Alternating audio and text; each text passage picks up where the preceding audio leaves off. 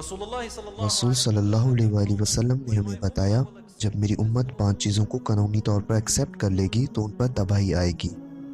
Number 1، گالیاں دینا اور بے عزت اور ذلیل کرنا، اب جو کہ نارمل سی بات ہے۔ میاں بیوی ہر وقت ایک دوسرے کو لان تان کرتے رہتے ہیں، دوستوں کو گالیاں دے کر مخاطب کیا جاتا ہے، بہت معمولی بات ہے، اور انٹرنیٹ پہ تو وہ مزید آسانی سے ایسا کرتے ہیں۔ اب سمبلز اور ایموجیز آ گئے ہیں، معمول کی بات بن چکی ہے، اور لوگ اس پر ہنستے ہیں، ہاں ہاں ہاں ہاں تم بڑے برے الفاظ۔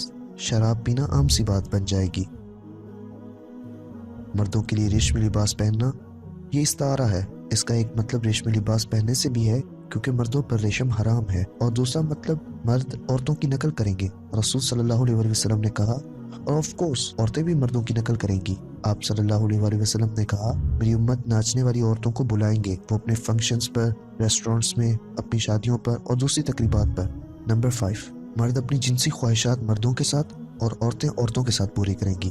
اب تو آپ کو گے امام بھی سننے کو ملتے ہیں، میں نے شیخ کا لفظ استعمال نہیں کیا، امام کا مطلب لیڈر کے ہیں، ایک ڈسٹرکٹیو امام۔ رسول صلی اللہ علیہ وسلم بتا رہے ہیں کہ یہ میری امت میں ہوگا، مسلمانوں میں